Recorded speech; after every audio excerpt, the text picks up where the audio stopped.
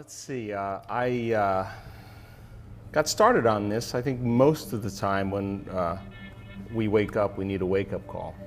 And I was in Palm Springs, California. I was in a triathlon.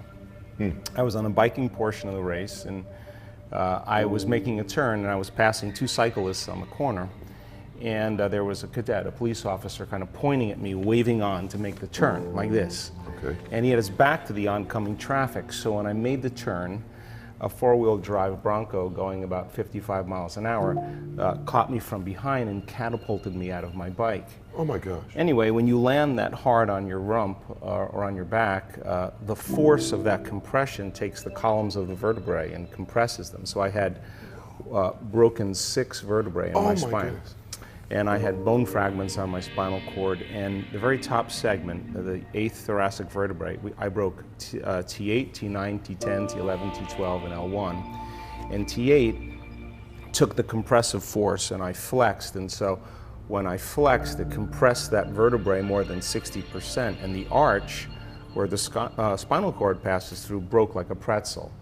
So I had multiple compression fractures of my thoracic spine. I had bone fragments on my cord, because when you compress a volume of something, the volume has to go somewhere. So it went back on the cord, and the neural arch of the 8th thoracic vertebrae was compressing the cord as well.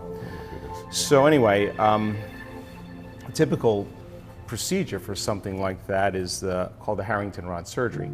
And they cut off the back parts of your vertebrae. It's called a laminectomy. In my case, it would be from the base of my neck to the base of my spine. Chills. And then they screw in these stainless steel rods, and the action of screwing into the bone causes a cantilever. It kind of pulls the column off the cord in some cases and opens up the nerve supply. And then they take bone fragments from your hip and they paste it over the top, and they hope for the best. And so I had 4 opinions from 4 of the leading surgeons in Southern California, and it was unanimous that I needed that procedure. Now, I was in a lot of pain. I had some neurological problems, and they told me if I didn't have the surgery, I would never walk again. So I decided against the surgery. And I thought I didn't want to live handicapped, I didn't want to be in a wheelchair, and I didn't want to be addicted to pain medication. So I thought I might as well take a chance here. So I didn't really know what I was doing I was going to say, at the the time. chance on what? Did you know what the alternative was? Well, I think that I believed that this voice kept coming up in my head saying, the power that made the body heals the body. And I thought, well, God, this power is an intelligence, and intelligence is consciousness. Consciousness is awareness. Awareness is paying attention. It must be paying attention to me. Can I ask a question? Yeah. Did you think this way prior to that incident? Yeah, to some degree. I think that most of us are philosophical to some degree. You know, we have a philosophy about life. So do I. But when you're initiated, that means you have to initiate that philosophy. So Love that.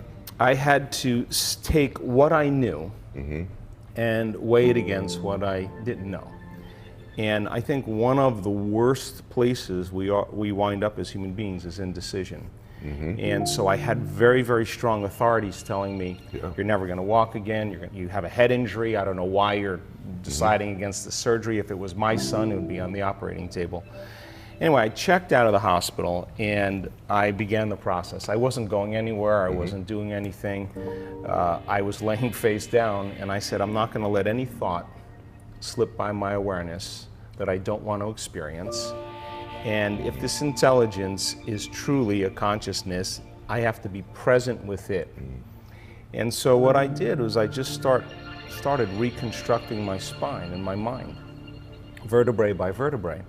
And then, you know, I'd start off doing that, and the next thing you know, I'd start thinking about, should I sell my home, should I sell my practice? And I realized that the template, the design that I was creating wasn't complete. So I'd stop, start all over again, get frustrated, then it would get harder. And it sounds like me when I began meditating. Yeah, it's the same thing, yeah. Because meditation requires being present, and that's a skill. You got to practice it.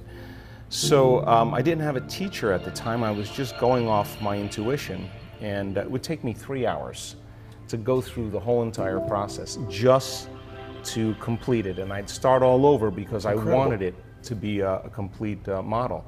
So 6.5 weeks of just a dark night of the soul.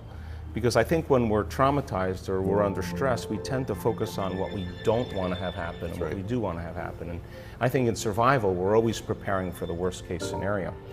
So it was a battle that I couldn't get my mind to do what I wanted to do. At the end of 6.5 weeks, one day, I went through the whole entire thing without breaking my focus, and I swear it was like hitting a golf ball right in the sweet spot. It just clicked, and I clicked. And from that moment on, my body started to heal. That's incredible. I started to have less pain, my neurological symptoms were diminishing. And the moment I started to correlate the changes that were happening in my body with what I was doing inside of me, I started doing it with more passion and more enthusiasm. Anyway, I was back on my feet in 9.5 weeks. I was back training again at 12 weeks. Come on. I was back in my practice, and you know, they told me that I would have to wear this body cast for a year, 6 months to a year.